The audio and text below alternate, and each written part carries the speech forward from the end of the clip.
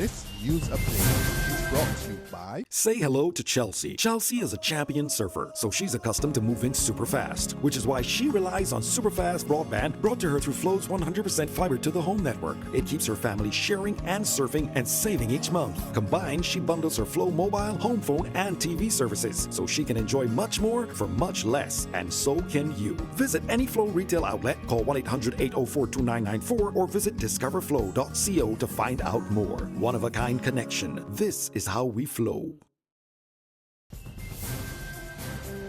It's Friday, September the 9th, 2016, and this is your Barbados Today morning news update.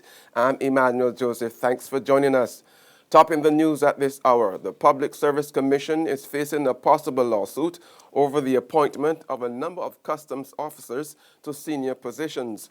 Lawyers representing 12 aggrieved employees have written to the PSC, giving it until Monday to rescind the appointments of those who were promoted to the posts of Assistant Controller of Customs, Customs Officer 2, and Customs Officer 3, effective September the 1st.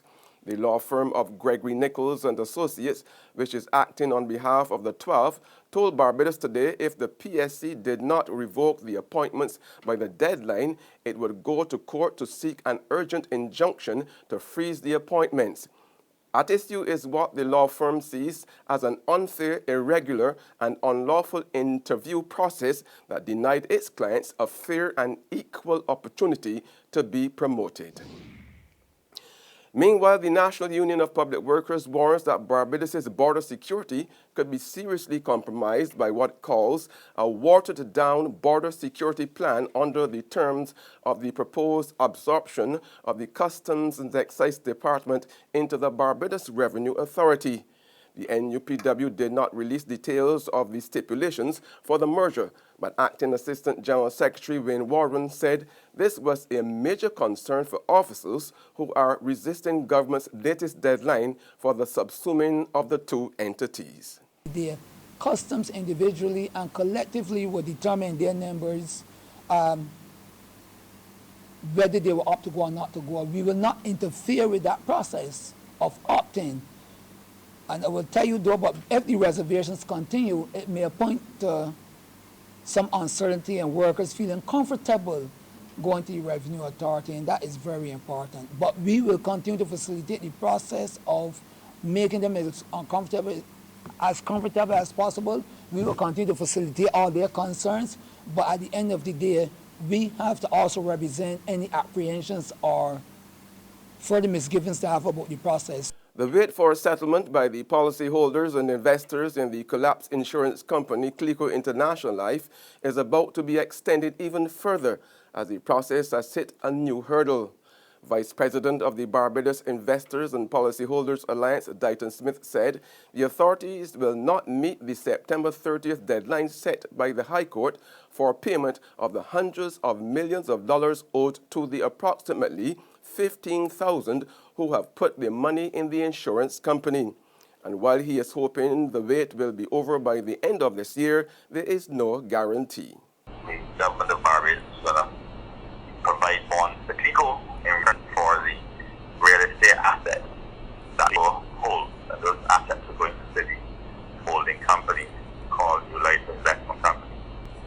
And that has not been completed yet because the valuation of the portfolio has taken much longer than we had hoped. In order to obviously we need to have a proper valuation of the portfolio so that we can be clear on what's being transferred and the amounts are accurate. That has not been completed, and as a result, the split of the real estate assets has not yet taken place. In sports now, Queen's Park Oval in Trinidad has been slapped with an official warning by the International Cricket Council over the substandard outfield which wrecked the recent fourth test between West Indies and India. Only 1 3/4 hours of play were possible in the game at the Port of Spain-based venue after the outfield failed to recover from a heavy downpour on the opening day and remained waterlogged throughout the remaining 4 days. Queen's Park Oval was one of 2 grounds, along with Kingsmead in Durban, to receive an official sanction. The sanctions take into account Durban and Port of Spain venues' history of producing good conditions for international cricket and commitment by both boards to take appropriate steps to ensure similar events are not repeated in the future. In more sports, another shocker at the U.S. Open last night. Czech 10th seed Karolina Pliskova outplayed Serena Williams to reach the final and end the Americans' reign as world number one. Williams, 34, double faulted on match point to lose 6-2, 7-6, 7-6 to Pliskova, who will face Angelique Kerber or Carolina Wozniacki in the final. There's regional and international news after this short break. Secure your future, be financially strong. Since 1983, we have been there for you. A smart range of products, great tax benefits.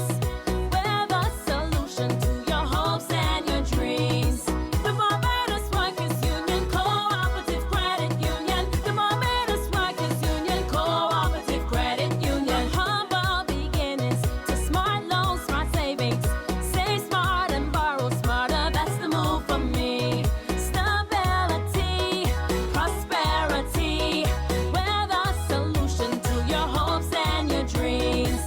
The Barbados Workers Union Cooperative Credit Union. The Barbados Workers Union Cooperative Credit Union. Welcome back with news from the region now. As the Guyana Police Force tries to fill more than 1,000 vacancies, applications from laid-off officers are on the rise.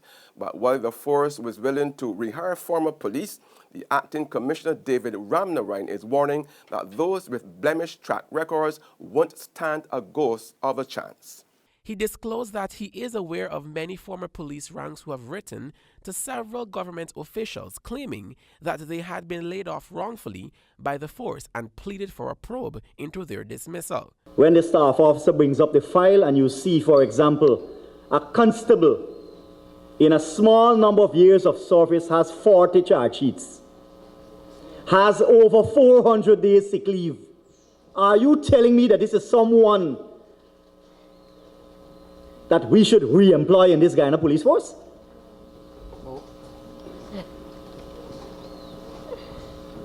That must be the height of stupidity. And on the global front, aerial spraying for Zika's carrion mosquitoes set to begin today is bugging out residents of the Miami Beach, Florida.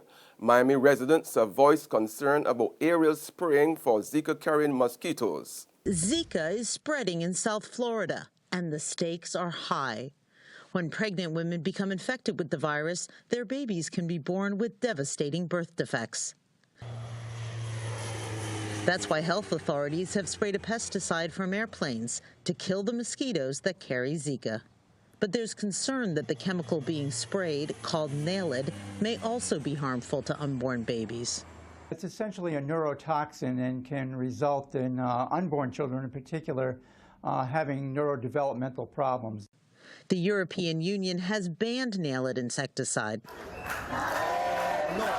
And in Puerto Rico, where Zika has been rampant, people have demonstrated against Nailed, a type of organophosphate. The mayor of San Juan filed a lawsuit against the Centers for Disease Control to prevent spraying, saying there have been recent findings linking the presence of organophosphates and behavior problems in babies whose mothers were exposed to this type of chemical during their pregnancy. That's news and sports, but for the very latest, visit our website at www.barbadostoday.bb. Also subscribe to our e-paper email updates and like us on Facebook. We are also on Izumi Media in bus terminals, our screenplay at supermarkets and gas stations near you, as well as Channel 99 on Flow TV and Mix 96.9 FM. I'm Emmanuel Joseph. Have a fantastic day.